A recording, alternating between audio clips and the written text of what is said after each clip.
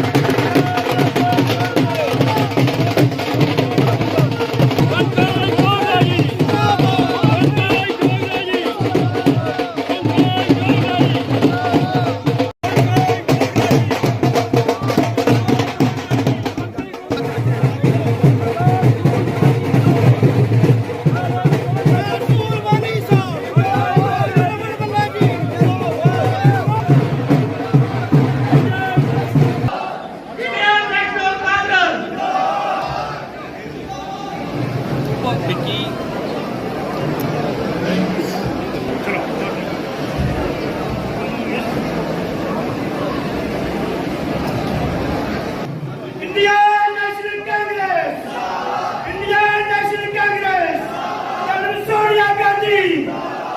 Sonia Gandhi, Rahul Gandhi, Priyanka Gandhi,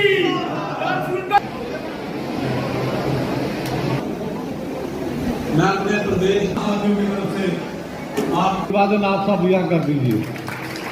general secretary Manmohan Singh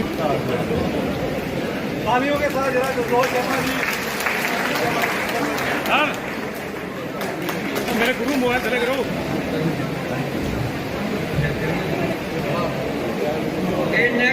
sir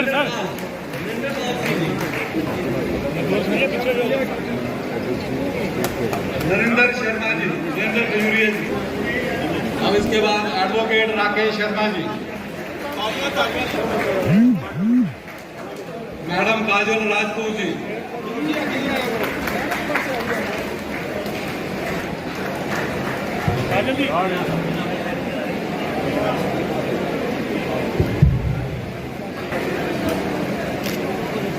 सरदार रविंदर पाल सिंह नीटू जी,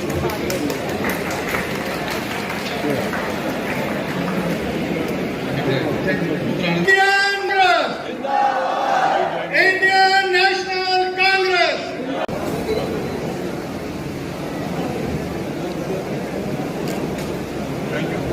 मुल्क में कभी एक मिसाल भी मिलती है जहां बीजेपी और कांग्रेस की हुकूमत बनी हो। वो अपना ताना हमको दे रहे हैं। वो तो अमित शाह जी ने कल क्लियर किया जब गुलाम नबी आज़ाद साहब की उन्होंने तारीफ की और ये कहा कि गुलाम नबी आज़ाद साहब को हक बनता है इलेक्शन लड़ने का, कांग्रेस एनसी और दूसरी पार्टियों का वोट काटने का हक बनता है उसको, और वो क्या कहते हैं इन चीज़ों का हक बनता है, और वो इन तीन फैमिलीज़ में नहीं है जिन तीन फैमिलीज़ की उसने बदनामी की। तो वो तो सीधे आया है कि कौन किसका आदमी है। तो अब तो लोगों में तो क्लियर हो गया ना, क्योंकि ज़्यादा देर जो है ये चीज़ें छुपी नहीं रहती है, ये चीज़ें क्लियर हो गई। हमारा डिस्ट्रिक्ट कन्वेंशन था और इसमें खाली हमने वो मेंबर्स बुलाए थे जिन्होंने मेंबरशिप की है, और जो डेलीगेट बने हैं आपने देखा कि 200-300 लोगों का एक डेलीगेट बनता है। हमने आए थे वो भी हमारे मेंबर थे, उनको भी अपना कार्ड मिलेगा। ये खाली डिस्ट्रिक्ट उठवा के मेंबर थे। जब हम जलसा करेंगे तब लोगों को पता चलेगा, जब 50,000 लाख लोग आएंगे, इनमें से एक एक बंदा 200, 300 लोग लेके आएगा, तब लोगों को पता चलेगा कि कांग्रेस कितनी जिंदा है। कांग्रेस का कार्यकर्ता अपनी जगह है। अगर रियासी से हमारा एक्स मिनिस्टर भागा तो हमने हज़ारों का जलसा रियासी में भी किया। अगर कुकड़नाग में हमारा एक्स मिनिस्टर भागा तो हमने हज़ारों का जलसा जो है कुकड़नाग में भी किया। आज आपने देखा खाली हमने कार्यकर्ता बुलाए थे, वो भी हजारों की तादाद में यहाँ मौजूद थे। आपने खुद देखा जैम पैक्ड मीटिंग थी, बाहर भी लोग दरबदर थे क्योंकि बेचारों को कुर्सी ही नहीं मिली। तो ये मैं कहना चाहता हूँ कि कांग्रेस मजबूत थी, इंशाल्लाह इसको इतना मजबूत करेंगे क्योंकि कांग्रेस जो है हर रीजन में, हर डिस्ट्रिक्ट में, हर कॉन्स्टिट्यूंसी में, इसको खाली खाद डालने की जरूरत है, काम करनी, इस पे मेहनत करने की जरूरत है। ये नंबर 1 पार्टी इंशाल्लाह जम्मू कश्मीर में बनेगी। मुझे लगता है कि आपको बीजेपी की बात करनी चाहिए, नेशनल कॉन्फ्रेंस की बात करनी चाहिए, जिस पार्टी ने कल जन्म लिया है, जिसका अभी नाम भी लोगों को पता नहीं है।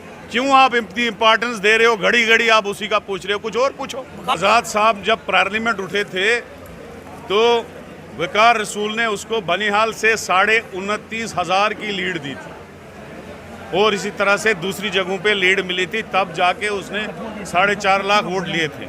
अगर वो आज उठते हैं तो उनको खुद पता चलेगा वो कहाँ थे और कांग्रेस की वजह से कितने वोट लिए थे, खुद की वजह से वो कितने ले सकेंगे। आगे इलेक्शन में आएंगे तो खुद पता चलेगा उनको। मैंने तो तभी लोगों को अपील की कि वोट कटवा पार्टियों से खबरदार रहो।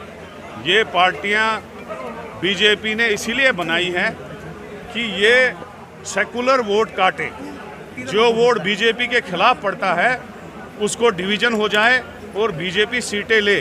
तभी मैंने आज तकरीर में भी कहा कि जितनी भी पार्टियां 370 टूटने के बाद बनी हैं उनसे खबरदार रहो, क्योंकि वो बीजेपी की सारी क्रिएशन है।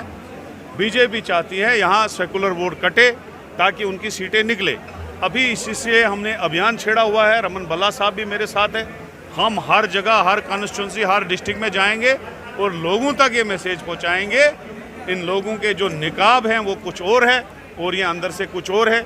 जैसे कल अमित शाह जी ने कहा कि जनाब ये जो हैं बहुत अच्छे हैं, इनका 3 फैमिलियों के साथ कोई टच नहीं है, ये इलेक्शन लड़ सकते हैं। इनडायरेक्टली उनकी कैंपेन भी कर दी, इनडायरेक्टली उनकी कैंपेन भी की, तो अब क्या और हो सकता है। तो वो तो भारत जोड़ो यात्रा ने भाजपा को झाड़ू लगा दिया है, भाजपा की सफाई कर दी है। आप देखो कितना प्यार, हजारों लाखों लोग जो है राहुल जी के साथ प्यार कर रहे हैं और करोड़ों के हिसाब से लोग उनकी यात्रा को शेयर कर रहे हैं। उससे ये पता लग रहा है कि आइंदा आने वाले इलेक्शनों में बीजेपी को जबरदस्त झाड़ू लग जाएगा और राहुल जी की पॉपुलैरिटी बढ़ी है।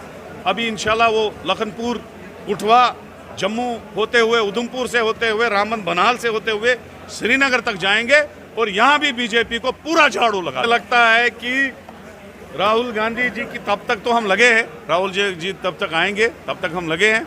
आधा झाड़ू हम लगा देंगे, जो बचा कुचा होगा उसमें राहुल जी झाड़ू लगा देंगे, बीजेपी को पूरा साफ कर देंगे। जनाब अमित शाह जी यहाँ मौजूद थे। डीजी की हत्या होती है, वो मिलिटेंसी से हो या क्राइम से हो, दोनों चीज़ों में मैं अमित शाह जी को पूछना चाहता हूँ, क्या यही हालात सुधरे हैं? अगर डीजी सुरक्षित नहीं है हमारी स्टेट में, जो सबसे बड़ा रैंक का आदमी होता है, जिसको सबसे ज़्यादा सिक्योरिटी होती है, वो अगर सुरक्षित नहीं है तो आम आदमी कहाँ सुरक्षित है? जब से 370 उठा है 350 टेरर इंसिडेंट्स हुए हैं, 350। हमारे हिंदू भाई लोग कश्मीर में मर गए, पंडित कश्मीर में मर गए, बिंद्रू जो कितने साल से दवाई वहाँ भेज रहा था वो उसकी डेथ हुई, तो गैर मुल्की लोगों को मारा गया यहाँ पे। क्या वो आपको लगता है मिलिटेंसी खत्म हुई? रोज इंसिडेंट होते हैं, कौन सी खत्म हुई? ये तो बेवकूफ़ बना रही है बीजेपी, ये बेवकूफ़ बना रही है बीजेपी। देखिए धारा 300 का केस जो है सुप्रीम कोर्ट में है। फिलहाल हम 3 चीज़ों पे लड़ रहे हैं। एक ये कि इमीडिएटली जो स्टेट किसी मैंडेट के बगैर, लोगों की इच्छा के बगैर अमित शाह जी ने, मोदी जी ने, बीजेपी ने हमसे छीनी, उसको वापस दें। हमारा स्टेट सब्जेक्ट बहाल करें, ज़मीनों का राइट हमें दे, ज़मीनों की सुरक्षा दे, जॉब्स की सुरक्षा दे। और जो यहाँ बेरोजगार नौजवान, जब से 370 और स्टेट टूटी है 33% जो है बेरोजगारी बढ़ी है, उस बेरोजगारी को ख़त्म किया जाए। तो ये हमारी डिमांड है, फिलहाल हम उसको लेके चल रहे हैं। कांग्रेस के लीडर भागे हैं, वर्कर मौजूद है। आप देखो हज़ारों की तादाद में वो वर्कर दर भी मौजूद था। वो कुछ गिने चुने लीडर हैं, आज तो एक उनका निकल भी गया। मुझे लगता है आने वाले 2-3 महीनों में वो खाली हो जाएंगे। वो सबसे बड़ा ब्लेंडर था उन लीडरों का भी, चाहे वो बड़ा लीडर हो या छोटा लीडर हो। उन्होंने अपने पेड़ पे कुल्हाड़ी मारी है क्योंकि कांग्रेस का वर्कर वो सोचते थे कि हमारे साथ चलेगा, लेकिन कांग्रेस का वर्कर मौजूद है, कांग्रेस पार्टी में मौजूद है। आने वाले दिनों में कांग्रेस जिसको मैंडेट देगी वो सीट निकालेगा।